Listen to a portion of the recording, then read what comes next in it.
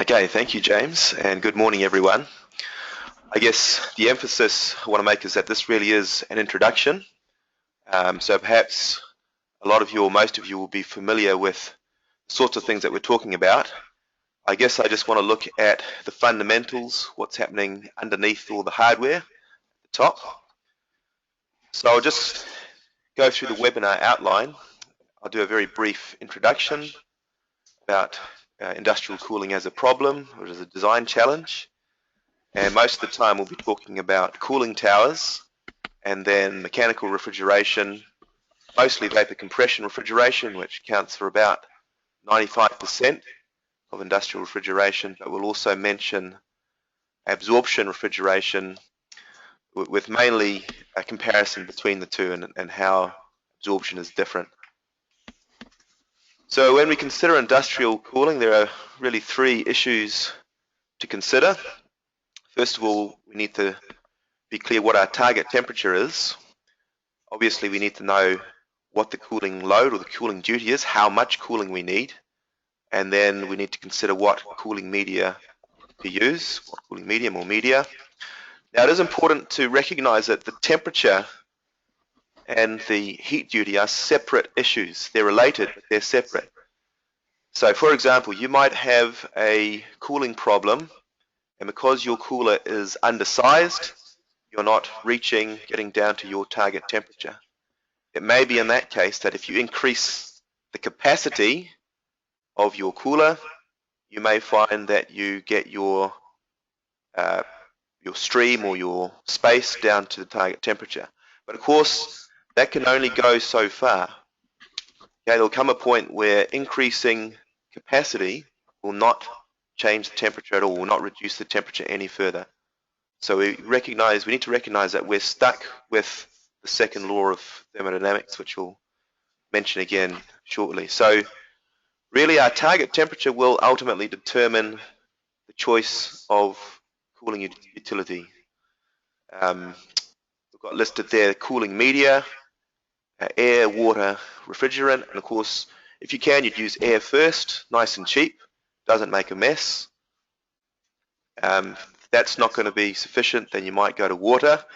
And I guess I mean by that ambient temperature water, so water from the municipal supply or a river. And if that's not sufficient, then we'll go down to a refrigerant. And so you can almost say the cost's increasing in that direction. But it's also worthwhile remembering that even if we are using a refrigeration system with a refrigerant, we will still have air and or water involved in the overall cooling process. So for example, if you have a freezing works, it's actually air that's in contact with the carcasses. That then goes to the evaporator inside the chilling room, where it unloads its heat onto the refrigerant. Refrigerant then gets compressed up to high temperature so that it can reject its heat outside to the environment. So air and water will often be involved as secondary heat transfer media, even if we are using refrigerant as the primary medium. So I think I'm going to separate our problems into two basic classes.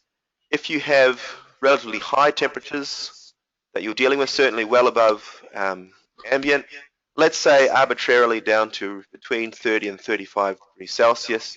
That will of course depend on your climate, but down to about 35 degrees, you could reasonably expect to cool your process stream, your hot stream, with atmospheric air or water, and do that reasonably successfully. So you just can run that through your heat exchanger and get your stream, your process stream, down to its target temperature, or maybe it's a space that you want to refrigerate. Now, for a smaller scale, we shouldn't neglect forced air circulation. Again, because it's cheap, really the only direct operating cost is your fan operation, and that may work on the smaller scale. Unfortunately, of course, air is not a very good heat transfer medium at all. Certainly when you compare it to water, it can't hold nearly as much water. And just as an illustration there, if you take 1 cubic meter of water, the heat capacity of that cubic meter of water is about 3,500 times that of air.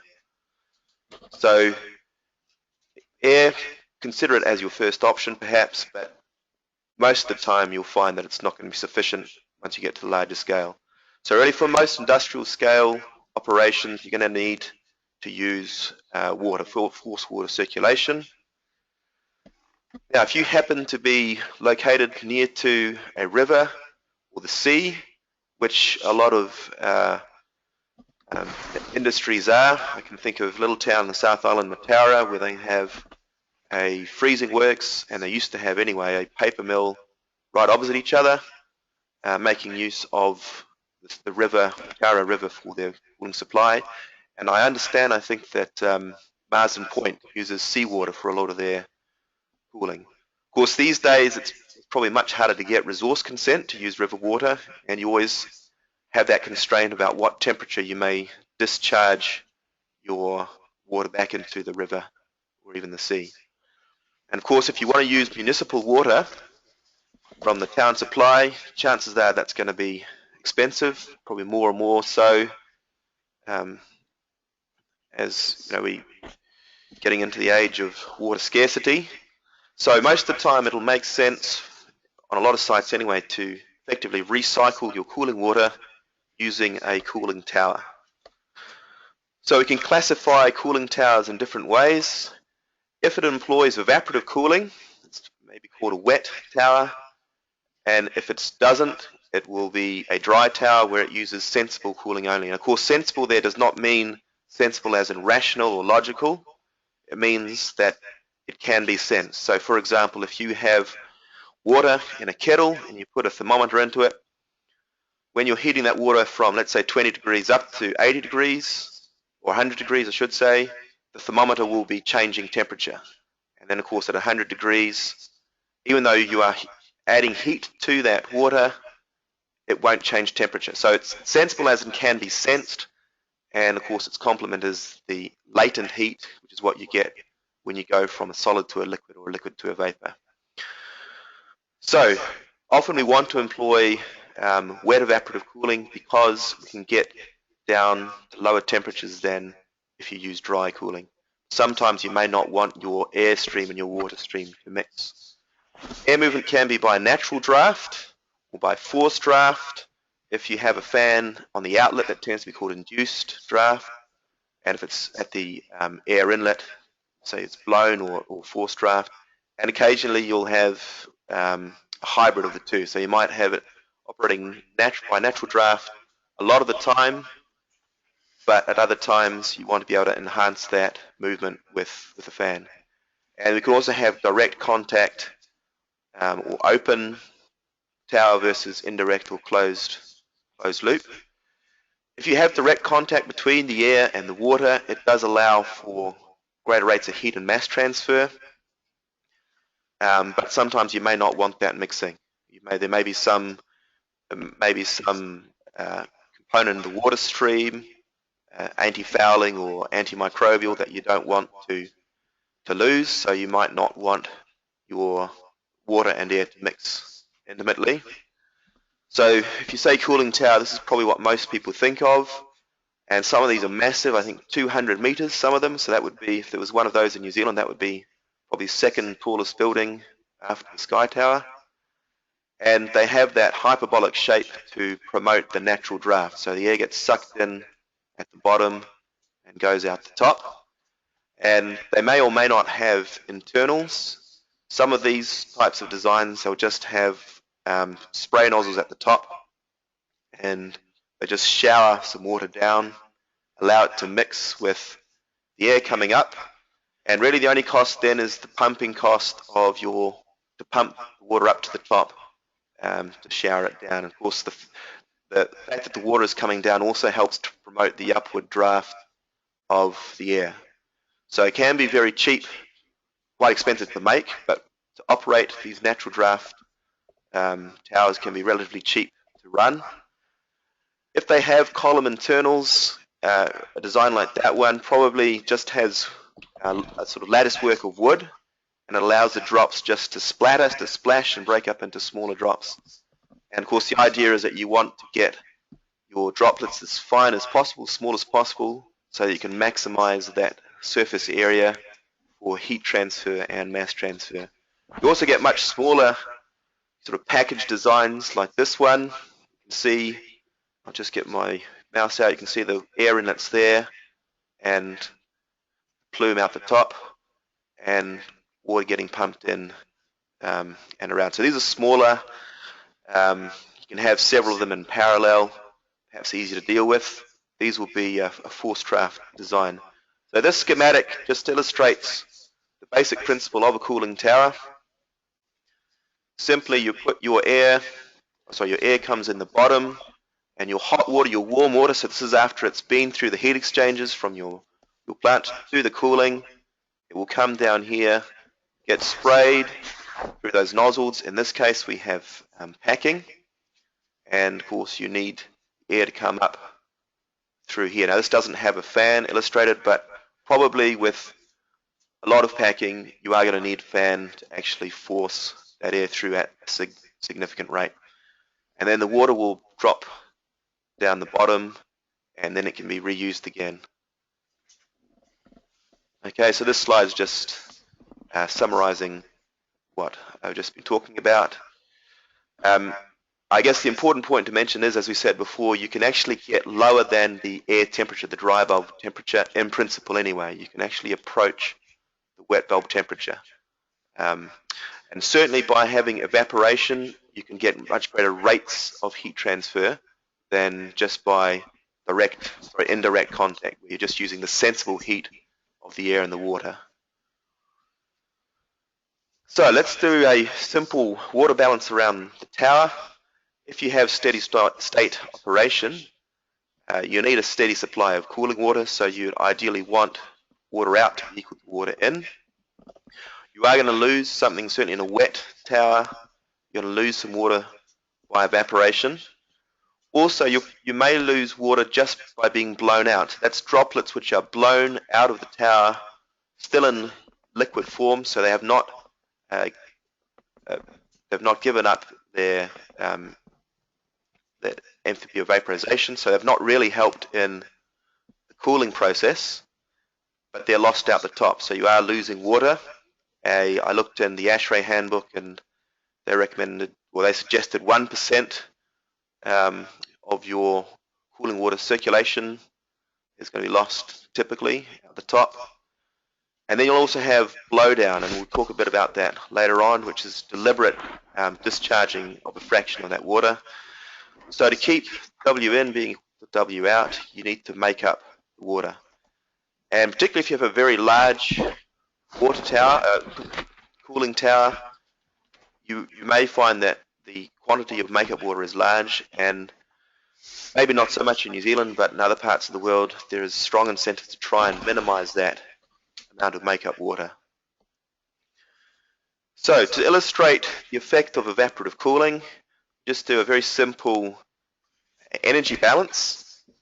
So if you have E being the water that evaporates, sacrificial water effectively, and you multiply that by its enthalpy of vaporization, or latent heat of vaporization, which is about 2.4 megajoules per kilogram. And then you have your water that you want circulating in your cooling loop, and its heat capacity around about 4.2 kilojoules per kilogram Kelvin. And let's say you have a 10-degree temperature difference. So the water comes in at the top, let's say it's 40 degrees, you want it coming out the bottom at 30 degrees. How much water do you need to evaporate? So if you have 100 kilograms of water, and you do want to reduce the temperature by 10 degrees, you'd require about 1.7 kilos of water to be evaporated, and therefore 1.7 kilos of makeup, assuming you don't lose any or there's no blowdown. So you can see a relatively small fraction, by evaporating a relatively small fraction of water, you can achieve significant cooling. Unfortunately, we can't really do such a simple calculation when we're designing or selecting a cooling tower because we can't arbitrarily specify that outlet temperature. That's going to be governed by the flow rate of the two streams and, of course, the humidity and inlet temperature of the air. And, of course, the humidity of the air will actually vary along the tower because as it's going up, starting driest at the bottom as it's going up, it will get more humid. And also we need to recognize that as well as latent heat to do the evaporation, we will also get, most of the time, we will also get sensible heat. And that may be significant. In fact, we want it to be significant because we'd prefer not to have to evaporate water if we could get away with it, because we will need to make that water up. Remembering also that it's probably going to be necessary in a lot of cases to treat that water a little bit just to stop, to reduce fouling, perhaps corrosion, and also microbial growth. So it probably isn't just a simple matter of turning the tap on. It's probably going to be treated slightly in most situations. So I guess one step beyond those sorts of simple calculations is to use a humidity chart, psychrometric chart, and we can plot the inlet air conditions and the outlet air conditions. So let's say we start with a reasonably cool day, so we have the air temperature, the dry bulb temperature being 15 degrees. Okay, so accidentally chopped the axis title down the bottom, but this is the dry bulb temperature here, so we go up here, 60% relative humidity, so we follow, see where it intersects with that line. So that's our inlet air condition, and we can work out by following these diagonal lines in this direction to this scale here. So there's 10, 11, 12, 13, 14, 15. I'm going to say that is close enough to 11, and that gives us our wet bulb temperature. And of course, if we extend that line a little bit on this humidity chart, we've actually got an enthalpy scale. So we can say that this air at this condition has an enthalpy of 33 kilojoules per kilogram. Now that's probably an arbitrary scale. The important thing will be later on we'll see that the difference is what is independent of the scale. And by that I mean we've got a 0 here. You won't always find that that's where the 0 is on these humidity charts. If we did want to know the dew point, we'd just go along this side and we could read it off that scale, or in actual fact you could go back along here. I guess the important difference between the dew point and the wet bulb is that the dew point you extend horizontally, and the wet bulb you go along one of those lines. So dew point is another measure of humidity. So rather than the relative humidity, you might have had a dew point specified. Then let's say that our outlet temperature or our outlet situation is we have saturated water and it's at 24 degrees. So when it's saturated, that means the wet bulb and the dry bulb are the same and the relative humidity is 100%. We can still extend that line to this scale and we can see that we have now 74 kilojoules per kilogram. And if we subtract 33 from 74, we can say that as a result of that process, as a result of both latent heat and sensible heat changes, that each kilo of air has picked up about 41 kilojoules of heat. And we could then use that as we could then work out what our water flow rate is, and that would allow us to perform a balance and have an indication of how much the temperature of the inlet water would drop. So that's, I guess, a step along the path, but we still haven't really, we've only considered the air side. If we really want to consider the water side as well, probably the quickest thing to do is just use one of these cooling tower performance charts. So in principle you can whip these up yourself, but the manufacturer should be able to have this sort of data available. So this is for a tower that is designed to have a water flow rate of 54 milliliters per kilowatt. Okay, That's its design rating, and you can see its design point was based on a wet bulb temperature of 24 degrees up there. So you go down the bottom, up here, cold water temperature. So this is be the outlet water, 27.5 on that scale, so midway between 25 and 30. And you can see if you follow that line all the way down, see that we're saying you'll get a 5-degree temperature change. So that means that we could, if we had a target temperature of 27.5 degrees, we could handle water being 32.5 degrees at the top. So that's its design specification. So let's consider what would happen if you had a wet bulb temperature of your air 22 degrees. So if you draw that line up here now, we're effectively shifting that point over a bit, and you can see now we can handle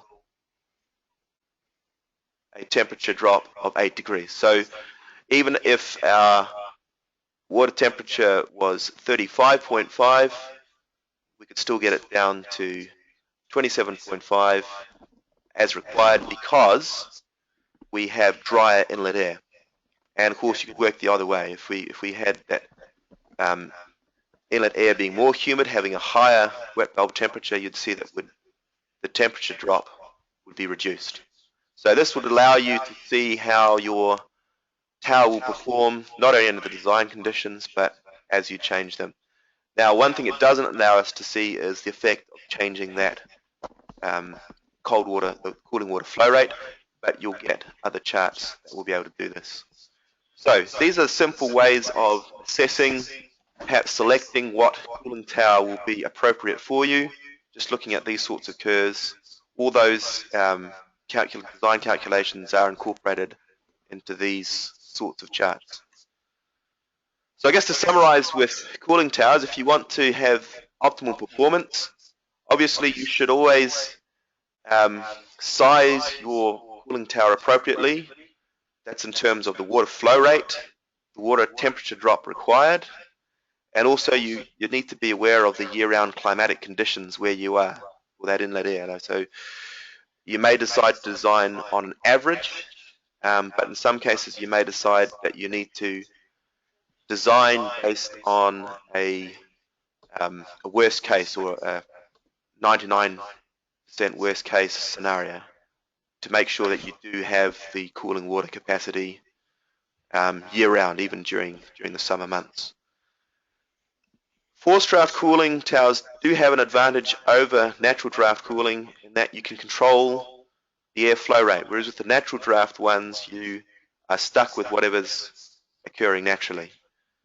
So you may choose to oversize so that you have plenty of capacity, but the forced draft will allow you to have that extra, will allow you a control variable, which will be the fan speed. So that may be a reason to choose it over a natural draft. And I think my observation is that most smaller units do have forced draft so that they can control the fan speed. They don't want to risk not being able to manage a load outside the normal specification. Ideally, it won't always be possible, but ideally you'd like to maximize sensible cooling effect, because that will reduce the makeup water that you need to use. And importantly, you'll need to monitor the water if it's in the loop for the build-up of biological contaminants. They may cause fouling in your heat exchangers, and also the classic one with evaporative cooling is Legionella bacteria, the bacteria which causes Legionnaire's disease. So that's always a big issue certainly in air conditioning. And what happens is that over time, if you didn't have blowdown water, which is the rejecting some of your circulating water to drain, you'll get a build-up of scaling, so minerals for scaling on your heat exchangers and microbes or just dust, etc., because when you lose water by evaporation, of course it is just water that you lose. You don't lose the whatever's suspended in that water, because it's a long way from its boiling point. So that's why blowdown may be required, just to stop your cooling loop getting too clogged up. Okay, so if we're cooling below 30 degrees, now in parts of the country you may take the risk of just using cooling water, but that is fairly risky. Safest just to use mechanical refrigeration, or at least have mechanical refrigeration as a backup. And of course there are actually a large number of ways in which refrigeration may be achieved, but on the industrial scale basically comes down to vapor compression refrigeration and absorption refrigeration. We were saying before that heat's only transferred from a higher temperature to a lower temperature according to the second law, but really mechanical refrigeration is allowing us to do exactly the opposite. Now, by appearance, it might seem that we're defying the second law by taking heat from a lower temperature to a higher temperature. Okay, and of course, it isn't a violation because the key there is heat transfer. Now, we can change a body's temperature without transferring heat to it. The way that we do that vapor compression cycle is to increase its temperature using compression and to reduce its temperature by expansion. So what I want to do now is just illustrate a vapor compression cycle on this sort of diagram, which I'm sure most of you will have seen. Unfortunately, they do have a lot of lines and a lot of numbers, and those numbers are sometimes quite hard to read. But what it does do is illustrate very concisely for us the refrigeration process. Now this enthalpy pressure diagram is actually for water, which is not typically used as a refrigeration or as a refrigerant, but because it's actually one of the clearest of these sorts of diagrams to read, I've chosen it for illustration. So what this chart does is, obviously it's plotting pressure versus enthalpy, pressure on the x-axis and enthalpy, effectively stored energy on, pressure on the y-axis, stored energy or enthalpy on the x-axis. We also have other properties plotted. So we have temperature. So I'll just follow this dashed temperature line down here. And you see it's basically vertical, and then it goes horizontal, and then vertical again. So what's happening is that in this part of the diagram it's liquid, and at this point it's evaporating, and it's going to a vapor on this side. So we call this region inside this, in the little hump, this solid line here, we call that the liquid plus vapor region. And in this region, there's a fraction of liquid and a fraction of vapor. So if we're at this point here, you say roughly we've got 10% vapor and 90% liquid, and then vice versa. Okay, so you're either liquid or vapor, but in this region you have a mixture, and then on this side you have vapor, and on that side you have liquid. Up in this corner, you see there's no clear distinction between liquid and vapor.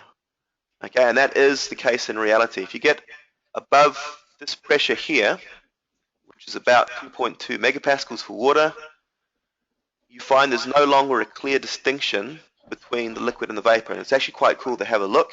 If you increase the pressure, you start with a clear interface between liquid and vapor, and then you disappear. It disappears. The reason I mention this is that carbon dioxide is becoming more and more popular as a refrigerant, and you hear terms such as subcritical and transcritical.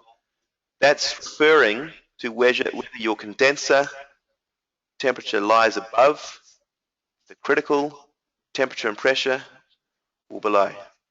Okay? So, how do these charts help us? Let's consider the vapor compression process. Let's start with a vapor at low pressure. So at this point here, and we're compressing it to some high pressure. So in this case, we start at 1 bar, 1 megapascal, and we go to around about 1.5 megapascal. Strictly speaking, we should follow these lines here, those curved lines here. They have S for entropy. An ideal compression process would follow one of those lines, but we're roughly following that. So that's the compression.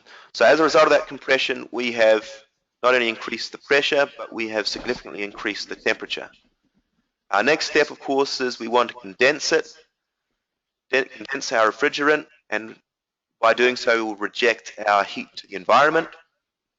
And we'll notice in here that the temperature lines are parallel with the pressure lines. So condensation occurs at a fixed temperature and pressure. Okay? Or if you fix one, the other one is also fixed. Now, in reality, that won't be a horizontal line due to the pressure drop from friction going through the tubes, etc. But just for the sake of illustration, we'll assume that it's constant pressure. And what you need is for your refrigerant to be fully liquid at the outlet of the condenser.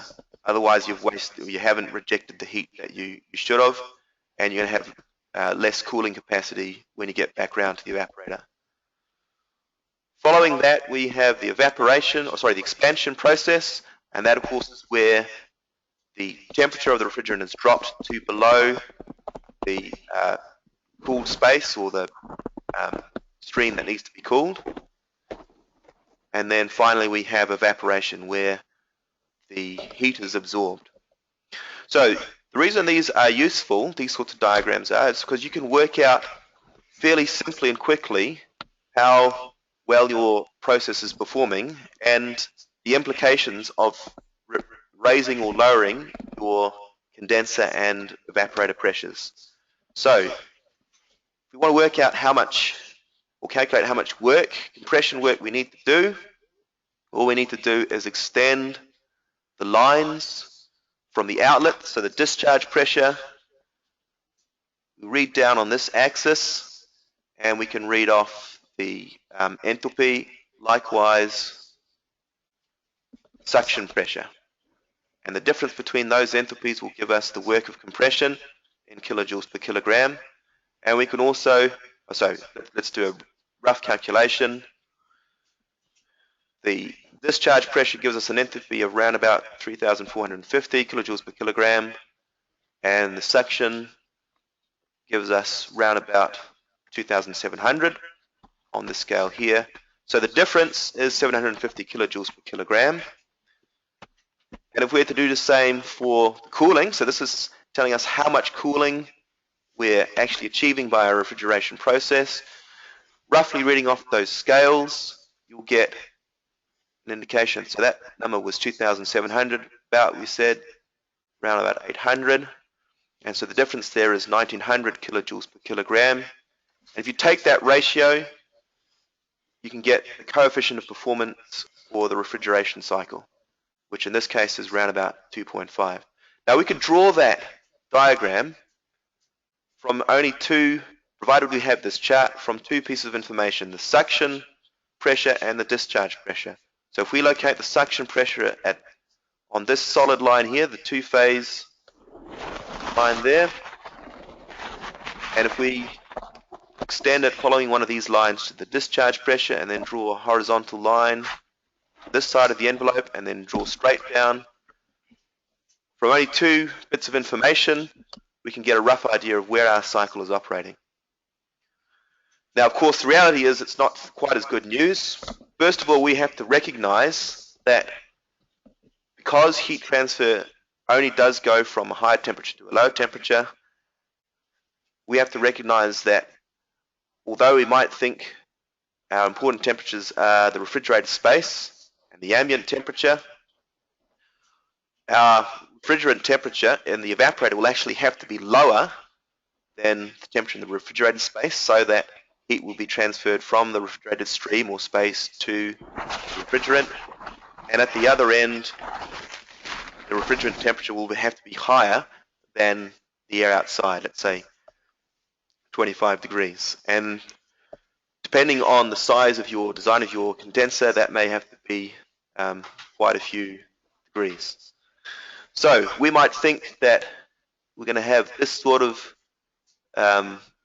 compression work based on our ambient and target temperatures. Let's say that's 600 odd kilojoules per kilogram, but by the time we do it in terms of the refrigerant itself, we're more like 700 or 800. And then we should also account for the fact that our compression process will not follow one of those lines of constant entropy exactly. It'll actually lie to the right of it, and therefore our actual work of compression will, rather than being around about 600 or 700, be more like 1,000 kilojoules per kilogram. But you can see that fairly simply we've got a quick sketch of the performance of our system. And of course you can look at different refrigerants that may be available to you, matched with different compressors, and so you can sketch and have a rough idea of what's going to be the most appropriate situation for you. These, although the refrigerants will have this sort of two-phase region, that critical temperature and pressure will vary. Obviously, we want to operate in this region here, okay, or down low where we have very large enthalpies of vaporization. Whereas if we're up near this top region, we aren't able to store as much energy in the phase change. The reason we like phase change for heat transfer is that you get, because your temperature is constant, you maintain your higher rates. Whereas if you operate outside the two-phase region, you find that your high temperature is decreasing and your low temperature is increasing, so you don't get that high temperature maintained. And that is one of the disadvantages of carbon dioxide as a refrigerant. If you're outside the critical temperature, critical pressure, you tend to have very large temperature differences through your condenser. But having said that, it is coming back. If you go to refrigeration conferences, probably a third of the papers will be on CO2 cycles because it's a very politically correct refrigerant. Okay, so how could we optimize? How can we perform or improve, perhaps, or check that our refrigeration cycle is operating as well as it could or it should? There's not a whole lot of scope around the expansion process. Now, it's typically just going to be a restriction, possibly a valve. In the past, with reciprocating compressors, they used a valve because that's where the cycle was controlled. And in fact, a lot of the times you hear the throttle called a metering device, but really that was its secondary function. Its primary function is to drop the pressure and thereby dropping the pressure, the temperature as well. Fisher and Paykel, these days for the household refrigerators, they just put a restriction in the pipe, maybe crimp it a little bit, and they have variable speed compressors, so that's where they do the control. Now in process, you could recover some work in that expansion process, but I'm not aware that it's done in reality. You'd have two-phase flow, which your turbine wouldn't like. So really, provided your low pressure side is insulated, there's not a whole lot that you can do to improve your expansion process. Normally the expansion occurs very close to the evaporator anyway. Now with the condensation process, you can actually get this badly wrong. You obviously need to size your condenser so that you do condense all that liquid. Otherwise, if you've got liquid going to your throttle, if you've got vapor going to your throttle, then you're only going to get more vapor once you've been through the throttling device, and of course you're reducing the quantity of liquid that will be available for evaporation in the evaporator, which is where your heat absorption occurs. We want the refrigerant to be as cold, we want to be fully liquid and also as low temperature as possible before it enters the expansion process. So often people just leave the refrigerant lines unclad, unless of course it's actually lower than ambient temperature, but you can get extra cooling. And often the condensers will have evaporative cooling on the outside, just to lower that temperature, so you can get it below the dry bulb temperature of the air.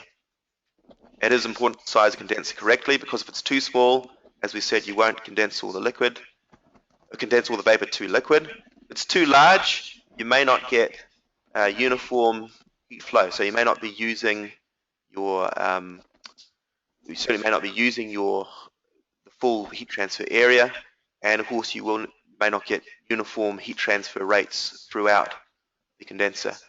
It's important to keep it clean, and on the outside, of course, that's to prevent dust and fluff and leaves, etc. So all condensers should be cleaned on the outside regularly. On the inside, the big issue in condensers is the buildup of air. So that can accumulate. If it's going to accumulate anywhere, it will probably accumulate within the condenser. That's often the highest point in the cycle.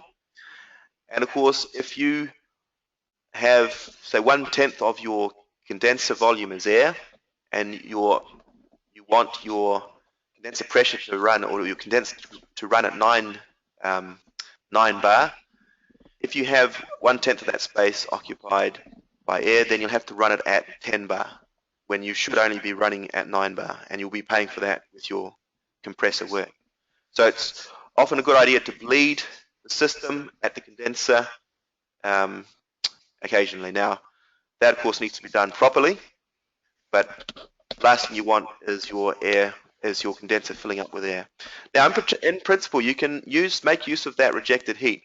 I was at a school in Auckland where they used the condensers of the air conditioning system to heat their swimming pool. And it may not do the whole job, but it was certainly a booster, and in that case. Now, of course, it was the sort of school which had air conditioning and a heated swimming pool, so that immediately tells you it's a wealthier school. But that illustration, in principle, could be applied industrially as well. So the evaporation process can also be done badly. And again, if your evaporator is not performing well, it will mean it'll have to operate at a lower temperature to maintain cooling duty, and therefore your compressor duty will increase. Obviously, it's very important to protect the compressor, to have your refrigerant in a vapor state. You don't want liquid droplets in your compressor, and of course you don't want water droplets. So you don't want water in your line, and that's why most refrigeration systems have a dryer filter somewhere in the line.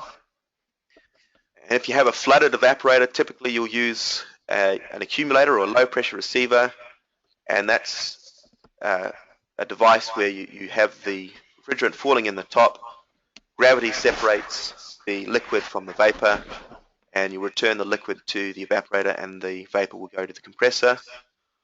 Once again, you need to minimize fouling and blocking. If you have air on the outside of your evaporator, you have to worry about frost buildup. So you'll need to allow for a fact that you'll need a defrost cycle, whether that's mechanical hot gas bypass or electrical heating on the coils. Something else to be aware of is that lubricating oil will tend to accumulate in the evaporator, and it will probably coat the evaporator surface. So you should probably size your evaporator accounting for that fact. But over time, it's almost inevitable that the lubricating oil will coat the surface of the evaporator. With the compressor, it's important to size correctly, as they do tend to have optimum operating points. Now, for large compression ratios, very low temperatures, there may be an incentive to, in fact, it may only be possible to achieve it using multi-stage or cascade refrigeration. Just to illustrate that here. So what you have is two compressors, high compressor and a low compressor, and you see they have intercooling. Okay, so when you have your condenser coming from, your refrigerant coming from the condenser, you throttle it once and you separate liquid and vapor. Obviously, throttle the liquid. You can send the low pressure vapor, or medium pressure vapor it really is, to this mixer, where it can help cool the refrigerant that has been through the evaporator. Is at that medium pressure, but this will be at lower temperature, and that intercooling will greatly reduce your overall compressor work. So multi-stage compression, the incentive there is to reduce your compressor work. A similar principle is cascade refrigeration, where you actually use different refrigerants. So in this case, you've used the same refrigerant, so you can mix the two. but with cascade you have two separate refrigerants, and the condenser of the evaporator of the higher pressure loop is effectively the condenser of the lower pressure loop. And sometimes if you're getting down to very low temperatures, you may choose different refrigerants that are optimal in the different temperature and pressure ranges. More and more, as I understand it, screw and scroll compressors are being used rather than reciprocating compressors, just because you have that flexibility offered by the variable speed drive. Finally, the refrigerant. It is important to, when you select a refrigerant, obviously you want good thermodynamic performance. It needs to be compatible with the oil, lubricating oil, and also you match it with the compressor. You need to consider safety, obviously, flammability and toxicity. And of course, these days you need to worry about the ozone depletion and global warming potential. So there are no ideal refrigerants. In New Zealand, we still tend to use a lot of F gases, which are refrigerants which contain fluorine, but they're scheduled for phase out in Europe.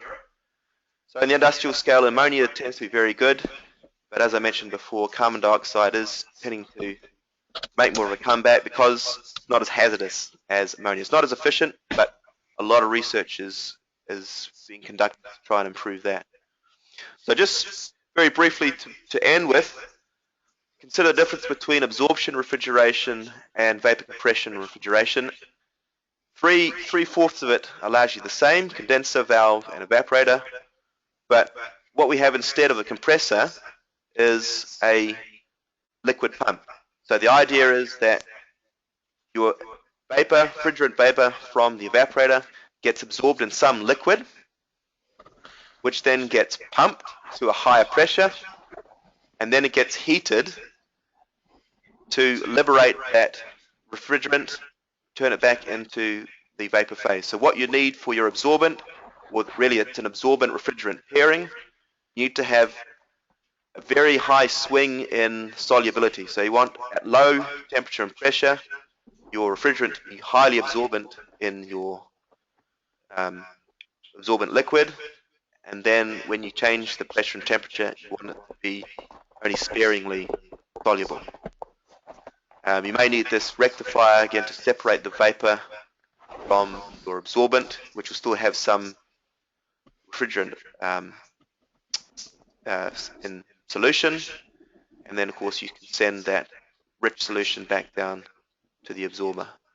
So the key there is that the cost of pumping a liquid is actually much less than the cost of evaporating, compressing a vapor. Okay. So these are great if you have large quantities of free, relatively low-grade heat, and including solar heat, solar thermal energy. And I understand there are several in New Zealand. Probably the most successful pairing of refrigerant and absorbent is water lithium bromide.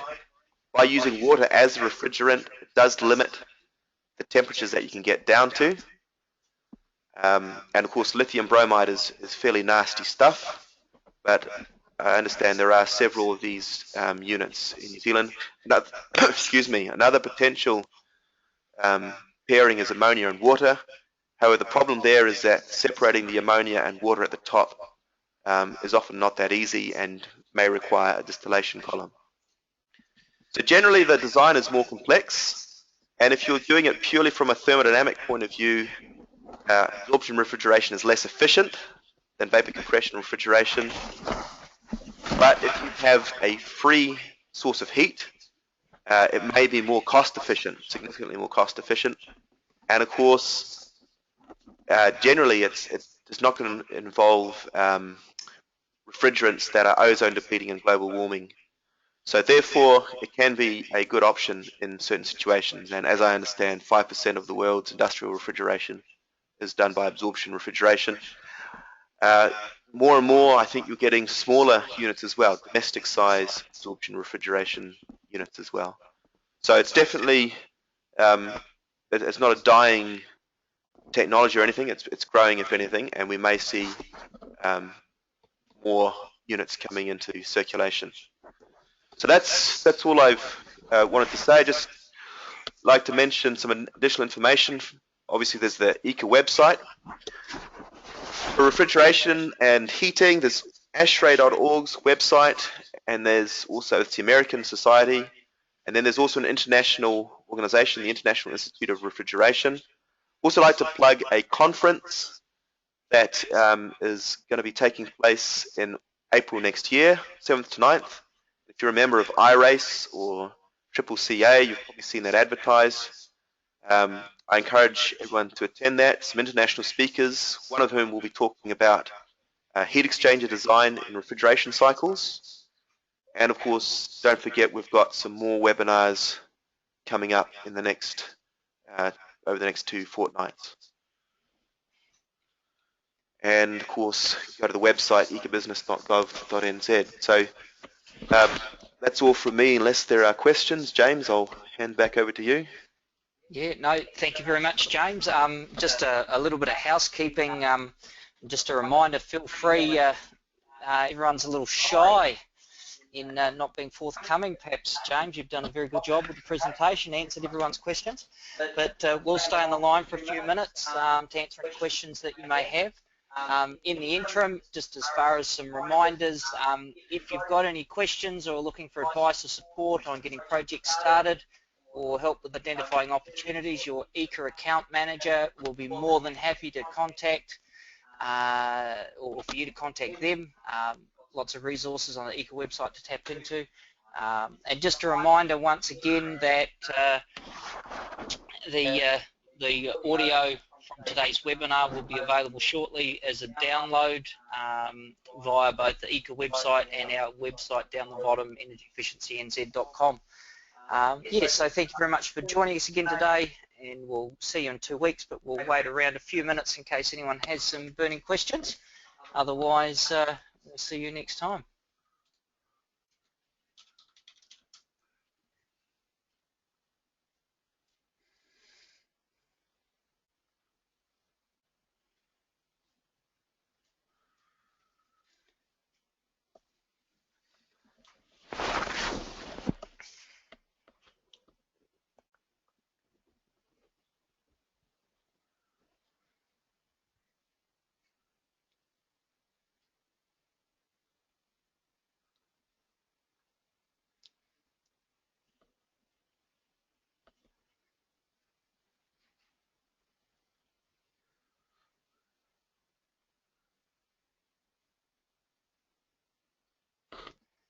Okay, well look, doesn't look like anyone's going to be forthcoming with any questions. If you do have questions and you haven't been able to type quickly enough, by all means feel free to forward those in via email or get in touch, and we'll be more than happy to help. So until next time, thank you very much, and we will see you in 2 weeks.